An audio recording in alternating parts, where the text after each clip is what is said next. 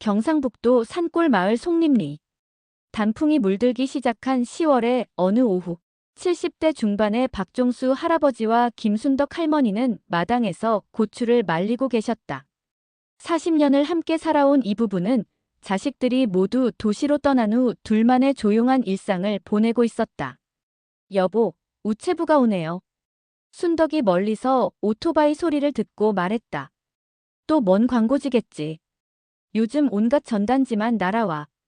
종수는 허리를 펴며 투덜거렸다. 하지만 이날 날아온 것은 평범한 광고지가 아니었다.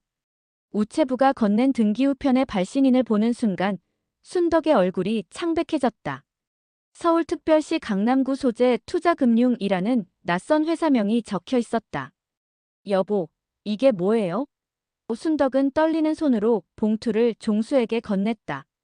종수도 영문을 모르겠다는 표정으로 봉투를 뜯었다. 그 안에서 나온 것은 차가운 활자로 인쇄된 채권 추심 통지서였다.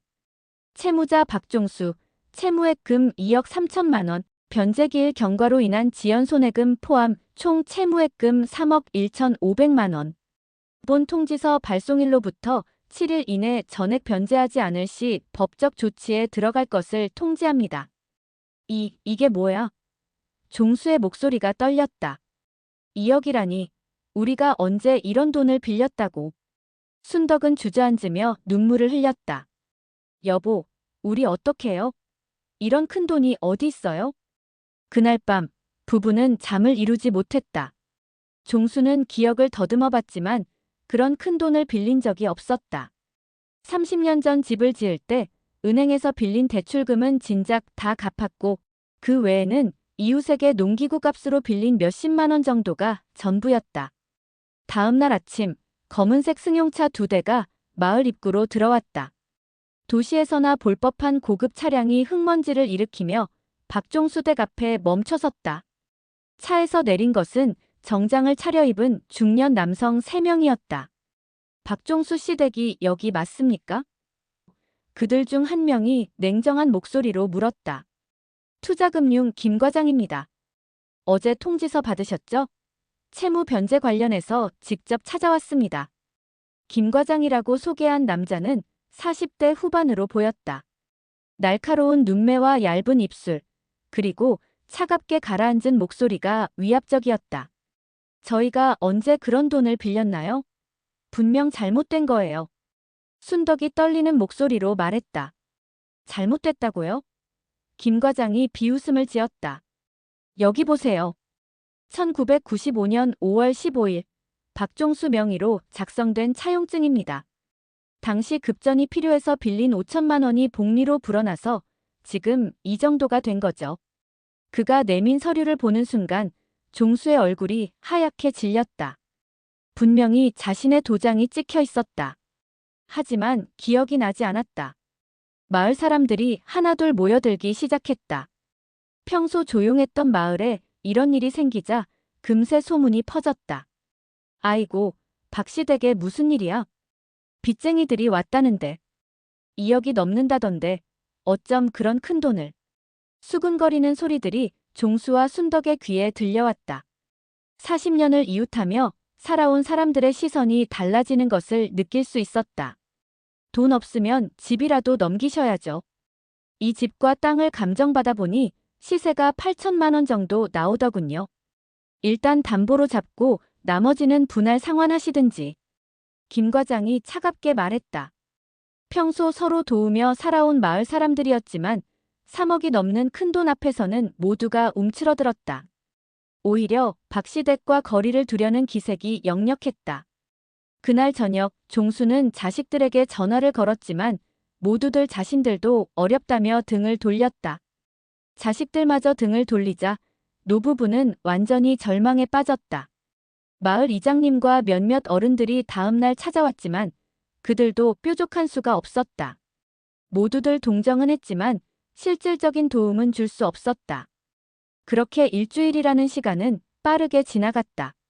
마지막 날이 다가오자 김 과장은 다시 더 많은 사람들과 함께 찾아왔다.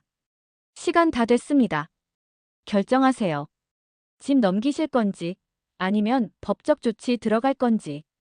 순덕은 눈물로 범벅이 된 얼굴로 종수를 바라봤다. 종수는 기력을 잃고 방바닥에 누워 있었다. 스트레스와 충격으로 몸이 많이 약해진 상태였다. 알겠습니다. 집을 넘기겠습니다. 순덕이 떨리는 목소리로 말했다. 그 순간 마을 전체가 조용해졌다. 40년을 살아온 터전을 빼앗기는 노부부를 바라보는 이웃들의 시선에는 동정과 안도감이 복잡하게 섞여 있었다. 진명에 넘기는 것만으로는 부족합니다. 김 과장이 차가운 미소를 지으며 말했다. 집값이 8천만 원인데 빚이 3억 1천만 원이잖아요. 나머지 2억 3천만 원은 어떻게 하실 겁니까? 순덕의 얼굴이 더욱 창백해졌다. 그럼 어떻게 해야 하나요? 다른 재산은 없나요? 밭이든 예금이든 뭐든지. 김 과장이 부하들에게 눈짓했다. 그들은 집 안팎을 둘러보며 감나갈 만한 것들을 찾기 시작했다.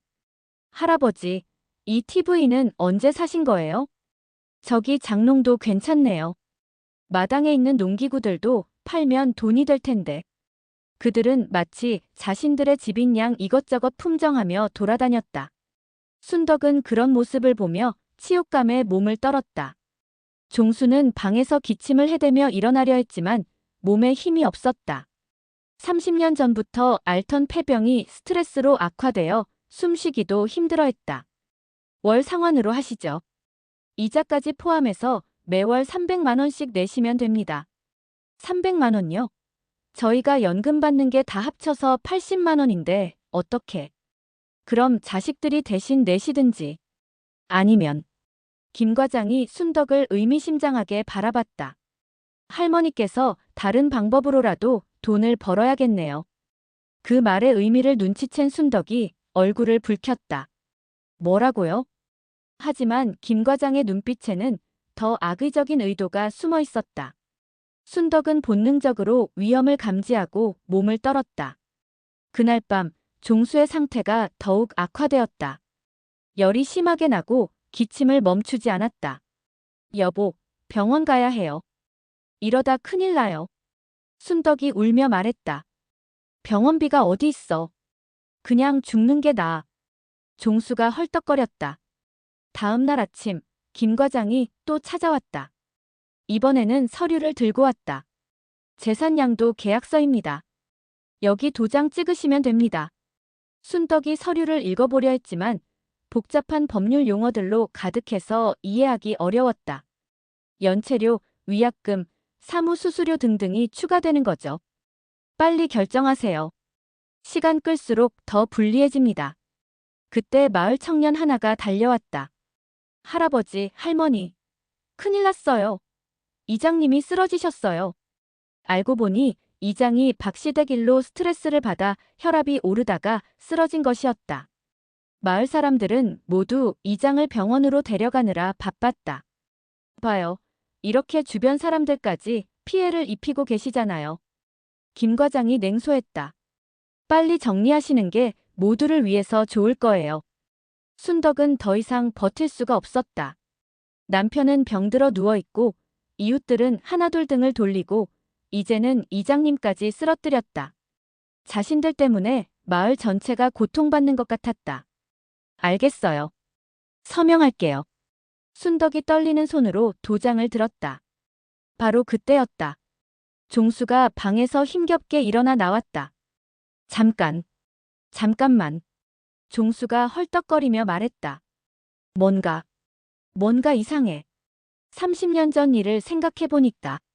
종수가 기침을 하며 중얼거렸다. 김 과장의 표정이 잠깐 굳어졌다. 뭐가 이상하다는 거죠? 그때 내가 빌린 돈이 아니라 누군가 대신 빌려준 것 같은데. 하지만 종수는 다시 기침을 시작했고 기억이 명확하지 않았다. 김 과장은 더 이상 시간을 끌고 싶지 않았다. 자꾸 헛소리하지 마시고 빨리 서명하세요. 순덕은 울면서 도장을 종이에 가져다 댔다. 하지만 찍기 직전에 손이 멈췄다. 무엇인가가 마음에 걸렸다. 잠깐만요. 우리 집에 뭔가 있을지도 몰라요. 옛날 서류들 말이에요. 김 과장이 불안한 표정을 지었다. 무슨 서류요? 상철이 형이 주신 것들. 분명히 뭔가 있을 거예요. 1975년 봄, 25살의 박종수는 마을에서 가장 가난한 청년 중 하나였다. 부모님을 일찍 여의고 혼자 살아가던 그는 남의 밭에서 품팔이를 하며 근근히 살아가고 있었다. 하지만 종수에게는 남다른 점이 있었다. 아무리 어려워도 정직했고 이웃이 어려우면 자신의 것을 나누어주는 의리 있는 사람이었다. 그런 종수에게는 절친한 친구가 하나 있었다. 바로 최상철이었다. 상철은 종수와는 정반대로 마을에서 가장 부유한 집안의 아들이었다. 상철의 아버지는 인근 지역에서 손꼽히는 땅 부자였고 상철 역시 서울에서 대학을 마치고 돌아와 아버지의 사업을 도우고 있었다. 신분의 차이에도 불구하고 두 사람은 어릴 때부터 친구였다. 종수가 5살, 상철이 6살 때부터 함께 뛰놀았던 사이였다. 상철아, 너는 좋겠다. 걱정 없이 살 수 있어서. 어느 날 저녁 종수가 말했다. 둘은 마을 뒷산의 큰 바위에 앉아 막걸리를 마시고 있었다. 봄바람이 살랑이고 벚꽃이 흩날리는 아름다운 밤이었다. 무슨 소리야? 돈이 다가 아니지. 상철이 대답했다. 종수야, 너처럼 사람들이 믿어주는 친구가 있는 게 더 큰 재산이야. 그래도 현실은 현실이지. 나는 지금 결혼할 돈도 없어. 순덕이와 결혼하고 싶은데 빈손으로 어떻게 장가를 가겠어. 상철이 종수의 어깨를 두들겼다. 걱정 마. 뭔가 방법이 있을 거야. 그때 종수가 진지한 표정으로 상철을 바라봤다. 상철아, 우리 의형제 하자. 의형제? 그래. 형님은 나보다 1살 위니까 형이 되고 나는 동생이 되는 거야. 그리고 서로 약속하자. 내가 어려우면 형님이 도와주고 형님이 어려우면 내가 도와주자. 상철이 웃었다. 야, 내가 언제 어려울 일이 있겠냐? 모르지. 세상 일은 아무도 몰라. 그리고 도움이라는 게 꼭 돈만 말하는 게 아니야. 마음으로 기대고 의지할 수 있는 관계 말이야. 상철이 고개를 끄덕였다. 그래, 좋다. 의형제 하자. 두 사람은 막걸리 잔을 바꿔 마시며 의형제의 연을 맺었다. 별이 총총한 밤하늘 아래에서 한 가난한 청년과 한 부유한 청년이 평생의 약속을 나눈 것이었다. 종수야, 내가 형으로서 하나 약속하마. 내가 정말 어려운 일을 당하면 형님이 뭐든지 해줄게. 내 전 재산을 걸고라도 말이야. 형님, 그런 소리 마세요. 저도 형님을 위해서라면 목숨이라도 바치겠습니다. 그해 가을, 종수에게 큰 기회가 생겼다. 인근 마을에서 농지를 분양한다는 소식이 들려온 것이다. 그 땅을 사면 자립할 수 있었지만 문제는 돈이었다. 5천만 원이라는 큰 돈이 필요했다. 형님, 저 큰일 났습니다. 종수가 상철을 찾아왔다. 상철이 집에 돌아가 아버지께 말씀드렸지만 예상대로 반대에 부딪혔다. 남의 일에 그런 큰 돈을 쓸 수는 없다. 종수가 좋은 친구지만 그건 별개 문제야. 상철은 며칠을 고민했다. 그러다가 묘수를 생각해냈다. 자신의 명의가 아닌 종수의 명의로 대출을 받아주기로 한 것이다. 상철의 부동산을 담보로 하되 서류상으로는 종수가 빌리는 것처럼 만드는 것이었다. 종수야, 좋은 방법이 있어. 어떤 방법이요? 내가 담보를 서줄 테니까 내 명의로 대출을 받아. 그러면 아버지도 모르고 너도 땅을 살 수 있어. 그런데 형님, 그러면 저한테 빚이 생기는 거 아닌가요? 상철이 웃으며 종수의 등을 두드렸다. 걱정 마. 내가 다 갚아줄 거야. 너는 그냥 명의만 빌려주는 거야. 의형제끼리 뭔 위험. 나를 믿어. 결국 종수는 상철의 설득에 넘어가 명의를 빌려주었다. 서류상으로는 종수가 5천만 원을 빌린 것으로 되어 있었지만 실제로는 상철이 모든 것을 책임지기로 약속한 상태였다. 그런데 문제가 생겼다. 대출을 받은 지 한 달 후 상철의 아버지가 갑작스럽게 세상을 떠난 것이다. 그리고 유산 정리 과정에서 상철이 몰래 담보로 제공했던 부동산이 문제가 되었다. 상철아, 이게 뭐야? 상철의 형들이 따져 물었다. 상철에게는 형이 둘 있었는데 그들은 동생이 아버지 몰래 재산을 담보로 제공한 것을 못마땅해 했다. 형들은 상철에게 당장 대출을 정리하라고 압박했다. 하지만 상철은 종수와의 약속을 지키려 했다. 하지만 시간이 지날수록 상황은 악화되었다. 상철의 형들은 가족 회의를 열어 상철을 압박했고 결국 상철은 서울로 떠나기로 결정했다. 종수야, 미안하다. 형님, 무슨 말씀이세요? 내가 서울로 가야겠어. 형들이 너무 압박해서 여기 있기가 어려워. 상철이 종수에게 봉투 하나를 건넸다. 이게 뭐예요? 나중에 내가 연락이 안 되거나 뭔 일이 생기면 이걸 사용해. 절대 잃어버리지 마. 무슨 말씀인지. 그냥 믿고 간직해. 그리고 미안하다. 정말 미안하다. 그렇게 상철은 서울로 떠났다. 처음 몇 년간은 편지도 오고 가끔 돈도 보내왔다. 하지만 시간이 지나면서 연락이 뜸해졌고 결국 완전히 소식이 끊어졌다. 종수는 그 빚을 지고 살아야 했다. 다행히 당시에는 금리가 낮고 독촉도 심하지 않아서 조금씩 갚아나갔다. 그리고 상철이 준 봉투는 소중히 간직했다. 언젠가 상철이 돌아올 것이라는 희망을 품고서. 그렇게 30년이 흘렀다. 상철의 소식은 완전히 끊어졌고 빚은 눈덩이처럼 불어나 3억 원이 넘는 큰돈이 되었다. 그리고 마침내 악덕 채권업체가 나타나 노부부를 압박하기 시작한 것이었다. 할아버지, 할머니, 나와요. 김 과장의 목소리가 마당에서 들려왔다. 이번에는 평소보다 더 거칠고 위협적이었다. 순덕은 떨리는 손으로 봉투를 들고 있었다. 30년 동안 한 번도 열어보지 않았던 그 봉투. 남편 종수가 그토록 소중히 여겼던 마지막 희망. 여보, 정말 열어봐도 될까요? 순덕이 마지막으로 확인했다. 종수는 침대에서 힘겹게 고개를 끄덕였다. 열어봐. 이제 정말 어려운 일이 닥쳤잖아. 순덕이 조심스럽게 봉투를 열었다. 그 안에서 나온 것은 누렇게 변색된 종이 한 장이었다. 손으로 정성스럽게 쓴 글씨가 빼곡히 적혀 있었다. 바로 그때 김 과장이 부하들과 함께 방문을 벌컥 열고 들어왔다. 뭐 하고 계신 거예요? 서명할 시간 다 됐다고 했잖아요. 김 과장이 짜증난다는 표정으로 말했다. 순덕이 급하게 종이를 품에 숨겼다. 잠깐만요. 조금만 더. 김 과장이 순덕의 손에서 종이를 빼앗으려 했다. 그 순간 종수가 마지막 힘을 다해 소리쳤다. 건드리지 마. 그건 내 친구가 준 거야. 순덕이 떨리는 목소리로 종이를 읽기 시작했다. 친애하는 동생 종수에게. 김 과장이 비웃었다. 편지예요? 그런 걸로 빚이 없어지는 줄 아세요? 하지만 순덕은 계속 읽어 내려갔다.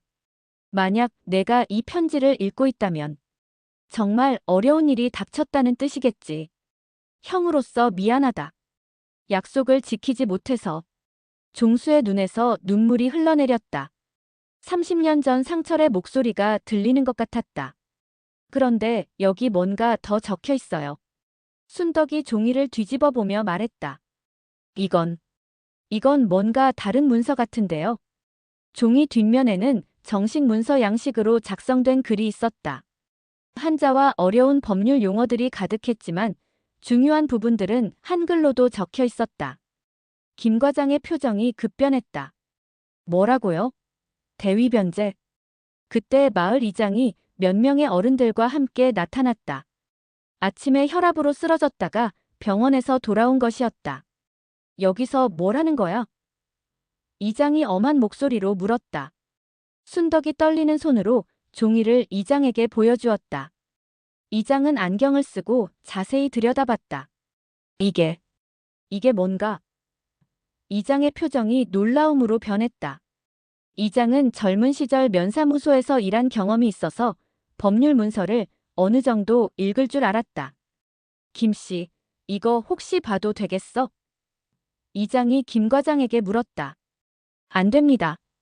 이건 저희 업무와 관련된 거예요. 하지만 이장은 이미 종이의 내용을 대강 파악했다. 그의 얼굴에 미소가 번졌다. 순덕아, 이거 대단한 거네. 뭐가 대단한가요? 이게 채무 대위변제 증서야. 쉽게 말해서 종수 대신 다른 사람이 빚을 갚겠다는 약속이야. 김 과장의 얼굴이 창백해졌다. 그게 뭔 소리예요?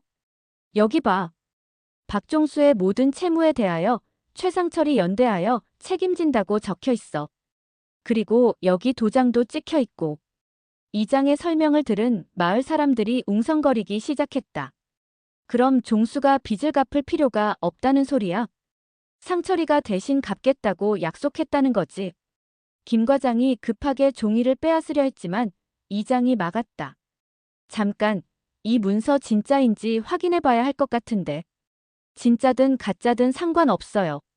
30년 전 문서가 지금 무슨 효력이 있겠어요? 김 과장이 어거지를 부렸다.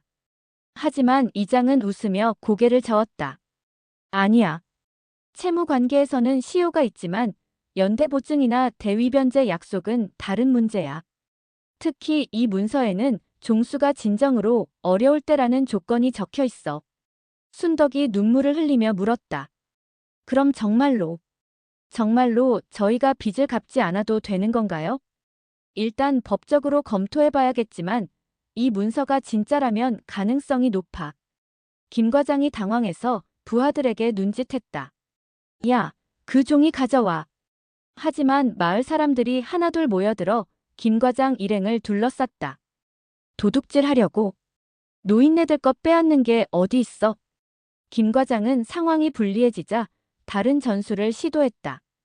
설령 그 문서가 진짜라고 해도 최상철이란 사람이 지금 어디 있는데요? 30년 전 사람을 어떻게 찾아요? 이 말에 모두가 조용해졌다. 맞는 말이었다. 상철의 행방을 아는 사람이 없었다. 순덕이 다시 종이를 자세히 들여다봤다. 여기 뭔가 더 적혀 있는 것 같은데. 종이 맨 아래쪽에 작은 글씨로 뭔가 적혀 있었다. 워낙 작아서 잘 보이지 않았다. 돋보기 좀 가져와봐. 이장이 말했다. 마을 할머니 하나가 돋보기를 가져왔다. 이장이 종이를 자세히 들여다보더니 깜짝 놀랐다. 이거 주소야. 주소요? 서울시 강남구 뭐뭐동 최상철. 그리고 여기 전화번호도 적혀 있어. 물론 30년 전 주소와 전화번호였지만 단서가 될 수는 있었다.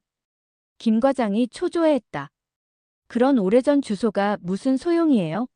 벌써 이사 갔을 거 아니에요. 하지만 마을 사람들의 분위기는 달라지고 있었다. 희망이 보이기 시작한 것이다. 일단 이 문서부터 법적으로 검토받아보자. 이장이 제안했다. 그리고 상철이 형도 찾아보고. 종수가 힘겹게 말했다. 김 과장이 화를 냈다. 시간 낭비하지 마세요. 지금 당장 빚 갚을 돈 없으면 집 넘기세요. 하지만 이제는 마을 사람들이 김 과장의 편이 아니었다. 뭘 그렇게 급해? 혹시 이 문서가 진짜라서 겁나는 거 아냐? 김 과장은 더 이상 버틸 수가 없었다. 좋아요. 하지만 일주일만 더 기다리겠어요. 일주일 안에 해결 못하면 집 넘기는 걸로 하자고요. 그렇게 김 과장 일행은 물러갔다. 하지만 그들의 표정에는 분명 불안감이 어려 있었다. 순덕이 종이를 가슴에 꼭 안고 눈물을 흘렸다. 여보, 정말로 희망이 있는 건가요? 종수가 순덕의 손을 잡으며 말했다. 상철이를 믿어봐. 그 친구는 약속을 지키는 사람이야. 다음 날 이른 아침, 이장님은 면사무소로 향했다. 30년 전 문서의 법적 효력을 확인하고 가능하다면 최상철의 행방을 찾아보기 위해서였다. 면사무소의 김 주사는 이장과 오랜 친구 사이였다. 사정을 들은 김 주사는 곧바로 문서를 살펴봤다. 이장님, 이거 범상치 않은 문서네요. 뭐가 특별한가? 일단 형식이 제대로 갖춰져 있어요. 공증은 안 받았지만 인감 도장이 찍혀 있고 날짜도 명확해요. 그런데 김 주사가 돋보기로 문서를 더 자세히 들여다봤다.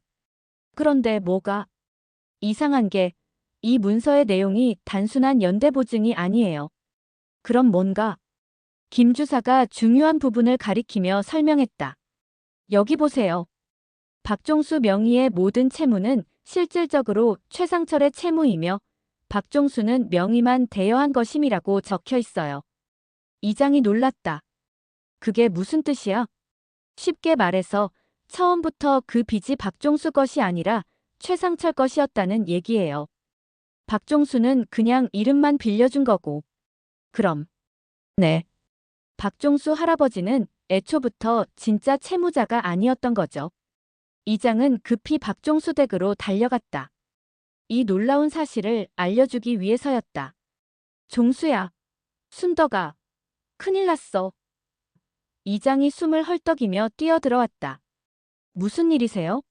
순덕이 깜짝 놀라며 물었다. 그 문서 말이야. 내용이 우리가 생각했던 것과 달라. 이장이 면사무소에서 들은 이야기를 자세히 설명했다. 그 말을 들은 종수와 순덕은 믿을 수 없다는 표정이었다.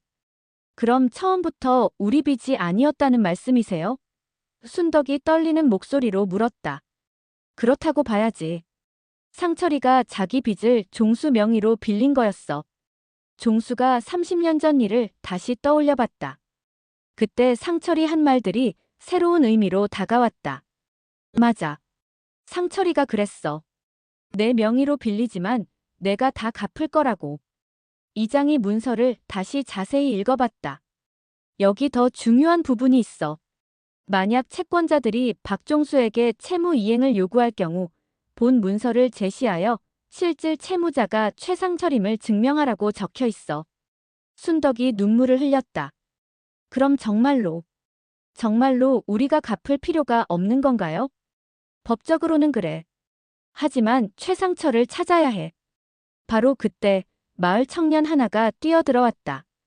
할아버지, 할머니. 저 사람들이 또 왔어요. 이번에는 경찰도 데려왔어요. 모두가 창밖을 내다봤다.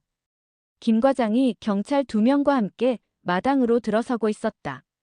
김 과장이 방으로 들어와 경찰에게 말했다. 여기 계신 분들이 채무 변제를 거부하고 있습니다. 합법적인 추심 업무를 방해하고 있어요. 경찰관 중 한 명이 이장에게 물었다. 어르신, 무슨 일인지 설명 좀 해주세요. 이장이 차근차근 상황을 설명했다. 30년 전의 일부터 어제 발견한 문서까지 모든 것을 이야기했다.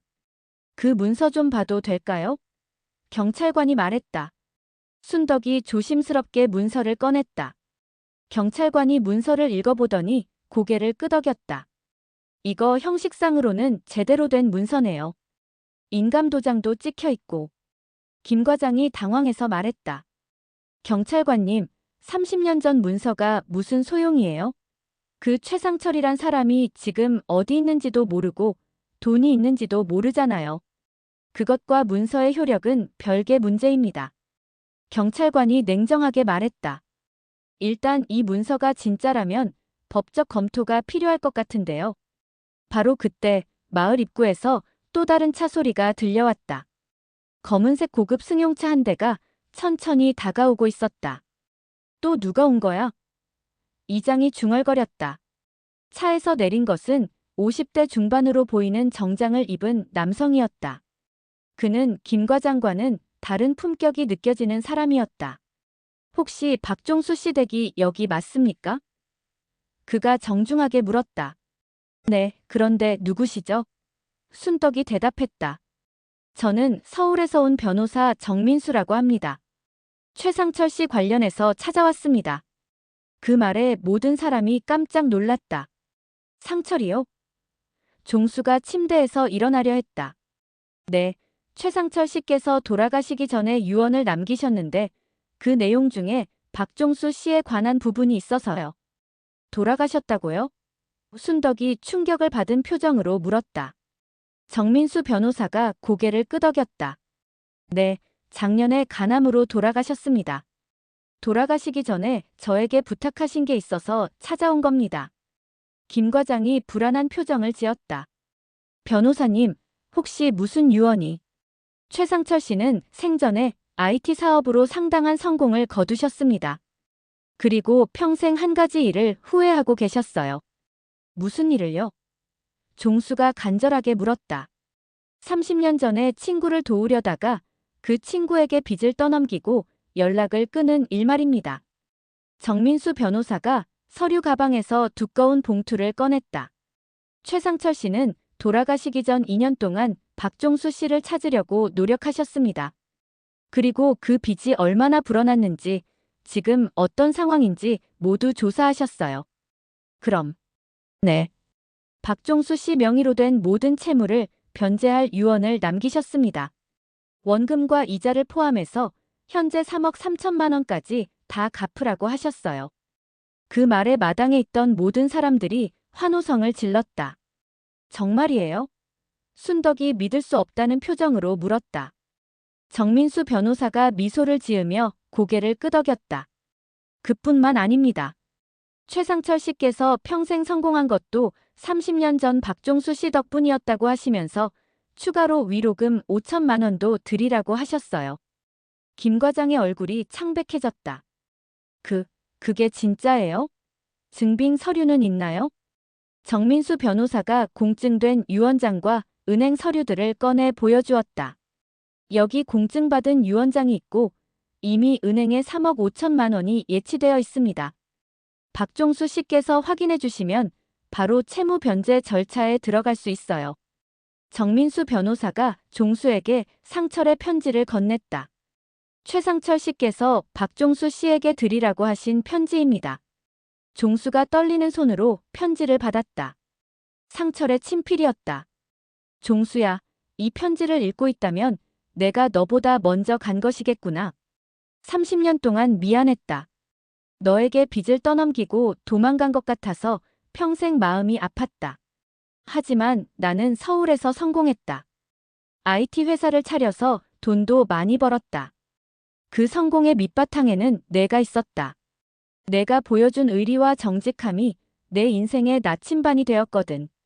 이제라도 약속을 지킬 수 있게 되어서 마음이 놓인다. 우리의 우정은 영원하다. 고마웠다, 내 동생아. 편지를 읽는 종수의 눈에서 눈물이 계속 흘러내렸다. 상철아, 넌 정말 좋은 친구였어. 김 과장은 차 안에서 휴대폰을 붙들고 상급자에게 전화를 걸었다. 손이 떨리고 있었다. 부장님, 문제가 생겼습니다. 무슨 문제? 박종수 건인데요. 채무자가 아니었던 것 같습니다. 전화 너머로 잠시 침묵이 흘렀다. 뭔 소리야? 명의가 박종수로 되어 있잖아. 그게 실제 채무자는 최상철이란 사람이었고 박종수는 명의만 빌려준 거였습니다. 그리고 그 최상철이 죽기 전에 유언으로 모든 빚을 갚으라고 했답니다. 김 과장은 전화를 끊고 한숨을 내쉬었다. 부하들도 김 과장의 표정을 보고 상황을 짐작할 수 있었다. 한편 박종수 댁에서는 축제 분위기였다. 30년간의 짐이 한순간에 사라진 것이다. 정말 꿈 같아요. 순덕이 계속 중얼거렸다. 정민수 변호사가 자세한 절차를 설명해 주었다. 월요일에 투자금융사무실에서 만나서 변제 절차를 진행할 예정입니다. 그리고 박종수 씨 통장으로 위로금 5천만 원도 입금해 드릴게요. 위로금까지. 상철이가 왜 그렇게까지? 정민수 변호사가 상철의 이야기를 더 들려주었다. 최상철 씨는 평생 박종수 씨를 찾고 계셨어요. 서울에서 사업을 하면서도 늘 마음 한구석에 죄책감이 있으셨죠. 어떻게 성공하셨나요? 90년대 초반에 컴퓨터 사업을 시작하셨어요. 처음에는 작은 PC방부터 시작해서 나중에는 소프트웨어 개발 회사를 차리셨죠. 2000년대 들어서는 온라인 게임 사업도 하시고. 종수가 감탄했다. 상철이가 그렇게 큰 사람이 되었구나. 그때 김 과장이 다시 나타났다. 이번에는 혼자 왔다. 박종수 씨, 잠깐 얘기 좀 할 수 있을까요? 정민수 변호사가 경계심을 드러냈다. 무슨 얘기인데요? 개인적인 얘기입니다. 김 과장의 태도가 전과는 완전히 달라져 있었다. 거만하고 위압적이던 모습은 온데간데 없고 어딘가 굽신거리는 느낌이었다. 그동안 죄송했습니다. 김 과장이 고개를 숙였다. 갑자기 왜 그러세요? 순덕이 어리둥절해했다. 사실은 제가 좀 과했던 것 같아서요. 업무라고는 하지만 너무 몰아붙인 게 아닌가 싶어서. 정민수 변호사가 냉정하게 말했다. 과했다는 게 무슨 뜻인가요? 구체적으로 말씀해 보세요. 김 과장이 당황했다. 그게 그냥 일반적인 추심 업무보다는 일반적인 추심 업무에 노인 협박과 재산 강제 압류 위협이 포함되나요? 김 과장의 얼굴이 창백해졌다. 변호사가 법적 문제를 제기할 수도 있다는 것을 눈치챈 것이다. 김 과장은 더 이상 버틸 수가 없었다. 죄송합니다. 정말 죄송합니다. 앞으로는 이런 일 없을 거예요. 앞으로가 아니라 지금 당장 사과하세요. 정민수 변호사가 단호하게 말했다. 김 과장이 종수와 순덕 앞에 무릎을 꿇었다.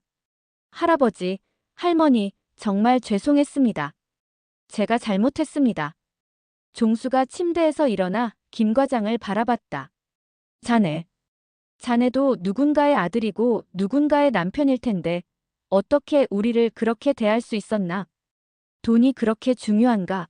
사람보다 돈이 더 소중한가? 김 과장이 대답하지 못하고 고개만 숙이고 있었다. 순덕이 말했다. 우리는 자네를 용서해. 하지만 다시는 이런 일 하지 마. 다른 사람들도 우리처럼 고통받을 수 있어. 김 과장이 눈물을 흘렸다. 처음에는 가식적인 눈물인 줄 알았는데 점점 진짜 눈물인 것 같았다. 제가 정말 잘못했습니다. 앞으로는 이런 일 안 하겠습니다. 정민수 변호사가 김 과장에게 명함을 건넸다. 월요일 오전 10시에 저희 사무실로 오세요. 변제 절차 진행하겠습니다. 김 과장이 일어나서 마지막으로 한 번 더 고개를 숙이고 돌아갔다. 그의 뒷모습에는 패배감과 함께 어떤 깨달음 같은 것이 느껴졌다. 마을 사람들이 하나둘 집으로 돌아가고 박종수 댁에는 조용한 평화가 찾아왔다.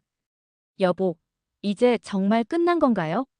순덕이 아직도 믿을 수 없다는 표정으로 물었다. 응, 끝났어. 상철이가 지켜준 거야. 종수가 상철의 편지를 다시 들여다보며 말했다. 월요일 아침, 서울 강남구에 위치한 정민수 변호사 사무실. 김 과장은 평소와는 다른 모습으로 나타났다. 정장 대신 단정한 캐주얼 옷차림에 거만했던 표정도 사라져 있었다. 변제 절차는 생각보다 간단했다. 정민수 변호사가 미리 준비해둔 3억 3천만 원이 투자금융계좌로 이체되었고 모든 채무 관계가 정리되었다. 이제 박종수 씨와 관련된 모든 채무가 소멸되었습니다. 정민수 변호사가 공식적으로 선언했다. 김 과장이 서류에 서명하면서 중얼거렸다. 30년을 끌어온 거니 이렇게 끝나는군요. 한편 송림리 마을에서는 박종수 댁을 찾는 방문객들이 줄을 이었다. 소문이 퍼지면서 인근 마을 사람들까지 구경을 오기 시작한 것이다. 정말 3억을 갚아줬다면서요? 30년 만에 나타난 친구가요? 순덕은 방문객들에게 차를 대접하느라 바빴다. 평소 조용했던 집이 갑자기 북적거리게 되었다. 그런데 방문객들 중에는 예상치 못한 사람들도 있었다. 바로 박종수의 자식들이었다. 아버지, 저희 왔어요. 큰아들이 어색하게 인사했다. 너희가 왜 왔어? 종수가 놀랐다. 소식 들었어요. 빚이 다 해결됐다면서요? 그리고 위로금도 받으셨다면서요? 딸이 조심스럽게 물었다. 순덕의 표정이 굳어졌다. 자식들이 빚 때문에 고생할 때는 외면하더니 돈 얘기가 나오자 찾아온 것이다. 위로금은 우리가 받을 돈이야. 순덕이 차갑게 말했다. 자식들이 머쓱해했다. 실제로 그들은 부모의 빚 소식을 듣고도 도움을 주지 않았다. 아버지, 저희가 미안해요. 그때 도와드렸어야 했는데. 종수가 한숨을 쉬었다. 이미 지난 일이야. 이제 와서 뭘. 그래도 이제부터는 자주 찾아뵐게요. 안 그래도 돼. 우리끼리 잘 살 거야. 자식들이 더 할 말을 잃고 어정쩡하게 서 있었다. 그때 마을 청년 하나가 뛰어들어왔다. 할아버지, 할머니, TV 기자들이 온다고 해요. TV 기자? 순덕이 놀랐다. 네, 지역 방송국에서 이 이야기를 취재하고 싶다고 연락 왔어요. 과연 30분 후 지역 방송국 취재팀이 도착했다. 기자와 카메라맨, 그리고 음향 담당자까지 3명이 왔다. 안녕하세요. KBS 대구방송총국 김 기자입니다. 혹시 인터뷰 가능하실까요? 순덕이 당황했다. 인터뷰요? 저희가 뭘 잘했다고. 아니에요. 정말 아름다운 이야기거든요. 30년간 이어진 우정, 그리고 마지막에 지켜진 약속. 많은 분들이 감동받으실 것 같아서요. 종수가 고개를 저었다. 우리는 특별한 일한 게 없어. 그냥 친구를 믿었을 뿐이야. 바로 그 믿음이 특별한 거죠. 결국 간단한 인터뷰가 진행되었다. 종수와 순덕은 30년 전 상철과의 인연부터 최근에 벌어진 일까지 차근차근 설명했다. 마지막으로 지금 기분이 어떠세요? 기자가 물었다. 종수가 잠시 생각하더니 대답했다. 슬퍼. 상철이를 다시 만날 수 없다는 게 슬퍼. 기뻐하실 줄 알았는데. 물론 빚이 없어진 건 기뻐. 하지만 그보다는 친구가 그리워. 순덕도 고개를 끄덕였다. 돈보다 소중한 건 마음이에요. 상철이 형이 우리를 잊지 않고 있었다는 그 마음이 더 고마워요. 취재가 끝나고 기자들이 돌아간 후 집은 다시 조용해졌다. 자식들도 어색하게 인사하고 돌아갔다.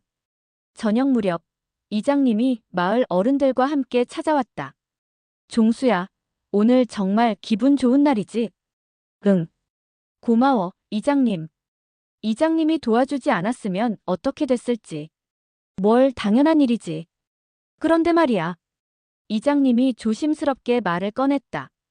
마을에서 작은 잔치라도 하면 어떨까? 이런 좋은 일이 있었는데. 잔치요? 그래. 마을 사람들도 다 기뻐하고 있어. 그리고 솔직히 말하면 우리도 미안한 마음이 있거든. 다른 어른들도 고개를 끄덕였다. 맞아. 우리가 너희가 어려울 때 제대로 도와주지 못했어. 등 돌린 것도 미안하고. 종수가 손을 저었다. 그런 소리 하지 마세요. 3억이 넘는 돈인데 누가 쉽게 도울 수 있겠어요. 그래도 마음만은 함께 했어야 했는데. 순덕이 말했다. 잔치는 안 해도 돼요. 대신 마을 사람들과 함께 고마운 마음을 나누고 싶어요. 어떻게? 상철이 형이 주신 위로금으로 마을회관 수리하면 어떨까요? 지붕도 새고 벽도 갈라진 데가 많잖아요. 이장님이 깜짝 놀랐다. 5천만 원을 마을을 위해 쓰겠다고? 네. 상철이 형도 이 마을 사람이었거든요. 그리고 우리도 평생 이 마을에서 살았고요. 마을 어른들이 감동받았다. 종수야, 순덕아. 정말 고마워. 우리가 뭘 잘못 생각했는지 알겠어. 돈이 있고 없고가 중요한 게 아니라 마음이 중요한 거구나. 그날 밤 마을 전체가 따뜻한 분위기에 휩싸였다. 박종수 댁의 이야기는 단순히 빚을 갚은 이야기가 아니라 진정한 우정과 의리에 대한 이야기였다. 며칠 후 지역 방송에서 이 이야기가 방영되었다. 시청자들의 반응이 뜨거웠다. 정말 감동적이네요. 요즘 세상에 이런 친구가 있다니. 나도 저런 친구가 있으면 좋겠어요. 방송 이후 전국에서 편지와 전화가 쇄도했다. 대부분 감동받았다는 내용이었고 일부는 도움을 주겠다는 제안도 있었다.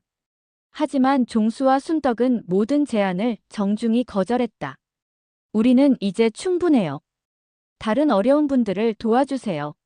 한 달 후 마을 회관 수리가 완료되었다. 새로운 지붕과 깨끗하게 칠해진 벽 그리고 현대적인 시설들이 갖춰졌다. 마을 회관 입구에는 작은 현판이 걸렸다. 우정관 마이너스 최상철, 박종수 의형제 기념. 준공식 날 온 마을 사람들이 모였다. 그리고 모두가 박종수와 순덕에게 감사 인사를 전했다. 할아버지, 할머니 덕분에 우리 마을이 더 좋아졌어요. 정말 고마워요. 종수가 마을 사람들 앞에서 말했다. 이건 우리가 한 게 아니라 상철이가 한 거예요. 상철이의 마음을 우리가 전달한 것뿐이에요. 그날 저녁 종수와 순덕은 마루에 앉아 마을을 내려다봤다. 새로 지어진 마을회관에서 불빛이 새어나오고 있었다. 여보, 상철이 형이 보고 계실까요? 순덕이 물었다. 보고 있을 거야. 분명히. 종수가 하늘을 올려다보며 말했다. 바람이 살랑 불어와 두 사람의 머리카락을 흔들었다. 마치 상철이 답하는 것 같았다. 6개월이 지난 어느 봄날, 박종수 댁에 예상치 못한 방문객들이 찾아왔다. 30대와 20대로 보이는 젊은 남녀 3명이었다. 혹시 박종수 할아버지 댁이 여기 맞나요? 그중 한 명이 정중하게 물었다. 네, 그런데 누구세요? 순덕이 대답했다. 저희는 최상철의 자녀들입니다. 순덕이 깜짝 놀라 집 안으로 소리쳤다. 여보, 빨리 나와봐요. 상철이 형의 자식들이 왔어요. 종수가 급히 나왔다. 몸이 많이 회복된 상태였다. 빚의 중압감에서 벗어나니 건강도 좋아졌다. 상철이 자식들이라고. 종수가 그들을 자세히 들여다봤다. 네, 저는 장남 최민호고 이쪽은 둘째 최민정, 막내 최민석입니다. 상철의 첫째 아들 민호는 아버지를 많이 닮았다. 특히 눈매가 똑같았다. 어머, 정말 상철이 닮았네. 순덕이 감격했다. 아버지 말씀 많이 들었어요. 박종수 삼촌 이야기를요. 민정이 말했다. 삼촌이라고 불러도 될까요? 막내 민석이 물었다. 종수의 눈에 눈물이 맺혔다. 그럼. 너희들은 내 조카들이야. 집 안으로 들어가 자리를 잡고 나서 상철의 자녀들이 그동안의 이야기를 들려주었다. 아버지가 돌아가시기 전에 저희에게 당부하신 게 있어요. 민호가 말했다. 무슨 당부? 박종수 삼촌을 꼭 찾아뵙고 아버지의 마음을 전하라고 하셨어요. 민정이 가방에서 두꺼운 앨범을 꺼냈다. 아버지가 평생 모으신 삼촌 관련 자료들이에요. 앨범을 펼쳐보니 놀라운 것들이 들어있었다. 30년 전 종수와 상철이 함께 찍은 사진들, 상철이 서울에서 보낸 편지들, 그리고 종수를 찾기 위해 작성한 각종 서류들까지. 상철이가 이런 걸 다 간직하고 있었구나. 종수가 감격했다. 네. 아버지는 평생 삼촌을 그리워하셨어요. 민석이 말했다. 특히 사업이 잘 될 때마다 삼촌 생각을 하셨대요. 종수가 없었다면 내 인생도 없었을 것이라고 항상 말씀하셨거든요. 순덕이 궁금해했다. 그런데 상철이 형은 어떻게 그렇게 큰 사업가가 되신 거예요? 민호가 자랑스럽게 설명했다. 아버지는 90년대 초에 컴퓨터 사업을 시작하셨어요. 처음에는 작은 PC방이었는데 점점 키워서 소프트웨어 개발 회사를 만드셨죠. 2000년대에는 온라인 게임도 개발하셨고 최근에는 AI 기술 회사도 운영하셨어요. 민정이 덧붙였다. 대단하구나. 상철이가 그렇게 똑똑했지. 종수가 감탄했다. 하지만 아버지는 성공할수록 더 외로워하셨어요. 민석이 말했다. 왜? 진정한 친구가 없다고 하시면서. 사업상 만나는 사람들은 많지만 마음을 터놓을 수 있는 사람은 박종수 삼촌뿐이라고 하셨거든요. 그 말에 종수도 공감했다. 나도 마찬가지였어. 상철이 같은 친구는 다시 만날 수 없을 거야. 민호가 조심스럽게 말을 꺼냈다. 삼촌, 아버지가 마지막 당부가 하나 더 있어요. 뭔데? 저희들과 가족처럼 지내달라고 하셨어요. 아버지가 못다한 효도를 저희가 대신하라고. 순덕이 손사래를 쳤다. 아니야, 그럴 필요 없어. 너희들도 바쁠 텐데. 아니에요. 저희도 정말 그러고 싶어요. 민정이 진심으로 말했다. 저희 아버지는 일찍 돌아가셨지만 삼촌과 숙모님이 계시잖아요. 정말 부모님처럼 모시고 싶어요. 민석도 거들었다. 그리고 저희가 아버지한테 들은 이야기로는 삼촌이 아버지의 인생 스승이셨거든요. 저희도 삼촌께 많은 걸 배우고 싶어요. 종수가 고개를 저었다. 내가 뭘 가르쳐 줄 수 있겠어. 나는 그냥 평범한 농민인데. 아니에요. 민호가 단호하게 말했다.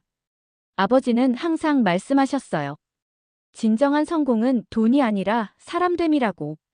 그리고 사람됨을 배운 건 박종수 삼촌에게서라고 하셨어요. 그날부터 상철의 자녀들은 정기적으로 마을을 찾았다. 한 달에 한 번씩 번갈아 가며 와서 종수와 순덕을 돌봤다. 삼촌, 병원 가실 때는 연락 주세요. 저희가 모셔다 드릴게요. 숙모님, 필요한 거 있으시면 언제든 말씀하세요. 마을에 뭔가 필요한 게 있으면 저희가 도와드릴게요. 처음에는 어색했지만 시간이 지날수록 정말 가족 같은 관계가 되었다. 어느 날 민호가 특별한 제안을 했다. 삼촌, 저희가 아버지 기념 사업을 하나 계획하고 있어요. 기념 사업? 네.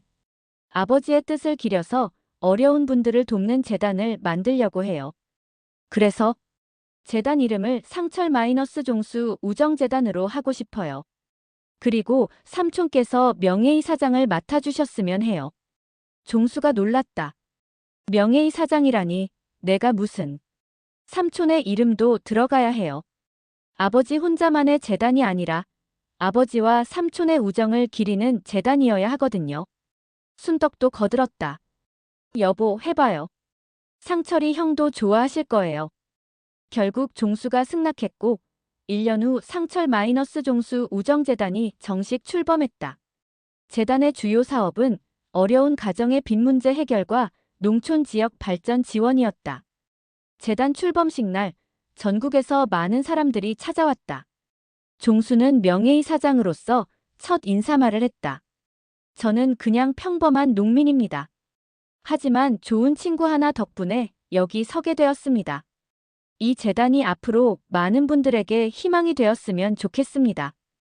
박수가 터져나왔다. 관객석에는 송림리 마을 사람들도 와 있었다. 재단은 첫 해부터 놀라운 성과를 거뒀다. 박종수와 비슷한 처지의 수십 가정이 도움을 받았고 여러 농촌 마을에 발전 기금이 지원되었다. 2년 후 어느 여름날 종수는 병상에 누워 있었다. 나이가 많다 보니 몸이 많이 약해진 상태였다. 여보, 괜찮아요? 순덕이 걱정스럽게 물었다. 괜찮아. 그런데 순덕아. 네. 상철이 만나러 갈 때가 된 것 같아. 순덕의 눈에서 눈물이 흘렀다. 아직 아니에요. 조금만 더. 아니야. 이제 갈 때가 됐어. 상철이가 기다리고 있을 거야.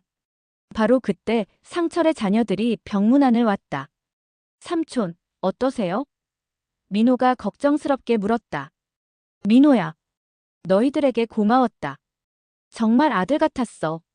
삼촌, 그런 말씀 마세요. 종수가 힘겹게 손을 들어 민호의 손을 잡았다.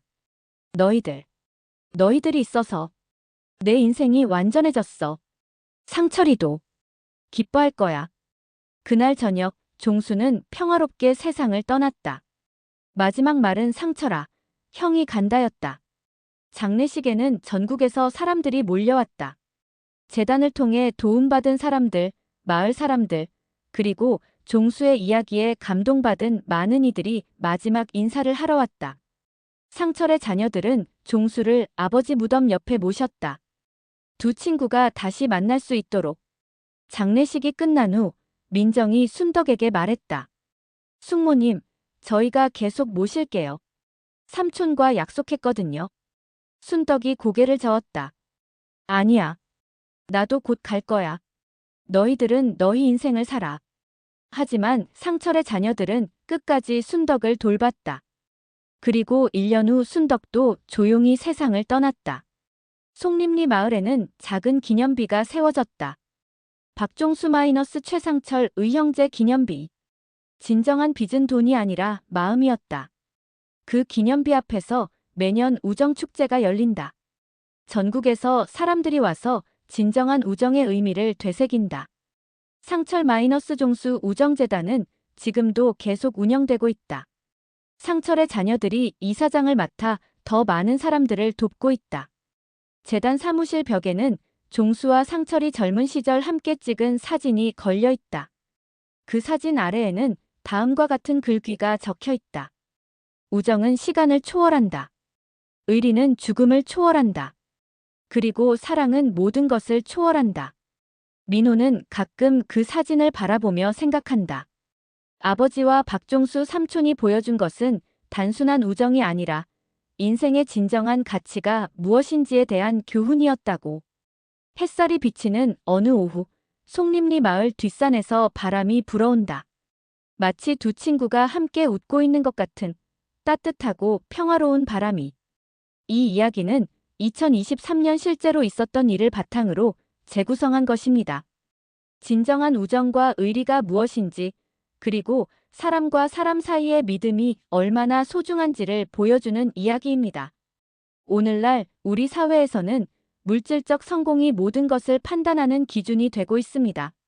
하지만 박종수와 최상철의 이야기는 그보다 더 소중한 것이 있다는 것을 일깨워줍니다. 진정한 빚은 돈이 아니라 마음입니다. 그리고 진정한 부는 재산이 아니라 사람입니다. 이 이야기가 많은 분들에게 작은 감동과 깨달음을 주었으면 합니다.